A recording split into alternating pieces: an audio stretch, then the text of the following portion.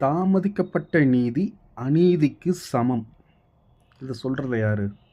இதுவே இவனுங்களே தான் சொல்லுவாங்க. சரி, ஒரு ஒரு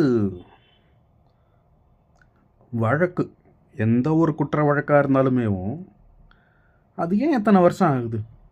குற்ற வழக்குன்னு மட்டும் இல்லை, ஒரு அது என்ன சிவில் கேஸாக வேறு என்ன கேஸ் சொல்லுவாங்க, இந்த சொத்து வழக்கெல்லாம் போகுது இல்லையா, 30 வருஷம் 40 வருஷம்.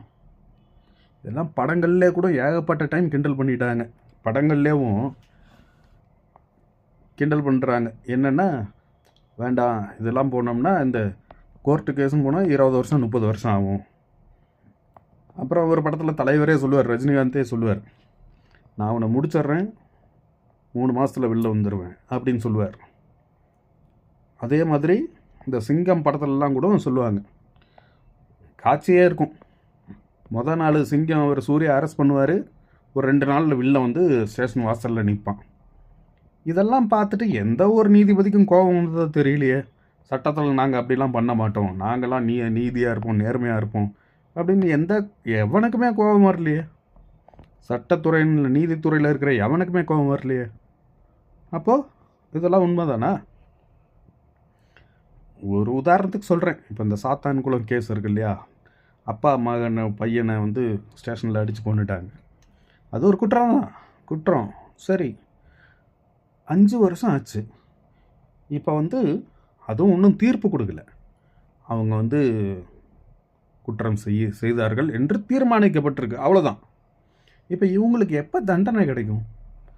அப்படியே என்ன தண்டனை கிடைக்கும்? அப்படியும் அதில் அந்த குற்றவாளிகள்னு சொல்லப்படுற போலீஸ்காரங்க அவங்க என்ன சொல்கிறாங்க, என் சொத்தை வித்தாவது வெளில வருவேன் அப்படிங்கிறாங்க.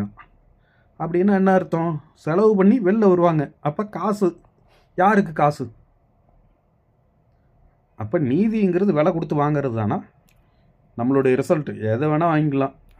அப்போ காசு கொடுத்தா ஜாமீன் கிடச்சிரும், காசு கொடுத்தா கேஸை முடிக்கலாம். அன்றைக்கி கூட ஒரு ரவுடின்னு ஒருத்தர், அவர் வந்து முன்னாடி ரவுடியாக இருந்தாராம், திரும்பி வாழ ஆசைப்பட்றேன் அப்படி இப்படின்னு ஏதோ பேட்டிலாம் கொடுத்தாரு.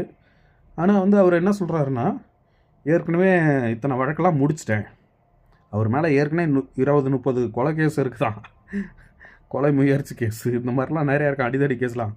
இத்தனை வழக்கை நான் முடிச்சிட்டேன் அப்படிங்கிறாரு. முடிச்சிட்டேன் அப்படின்னா என்ன அர்த்தம்? எப்படி ஒரு கேஸ், ஒரு கொலை கேஸ்ன்னு எடுத்தாலும் ஒரு ஆயுள் தண்டனை, ஒரு 14 வருஷம் அப்படின்னு போட்டால் கூட 20 10 கொலை 8 கொலை இதுக்கெல்லாம் எத்தனை வருஷம் தண்டனை இருக்கும்? ஆனால் அவர் வந்து நான் இதெல்லாம் கேஸ் முடிச்சிட்டவனு ஒரு 2 கேஸ் தான்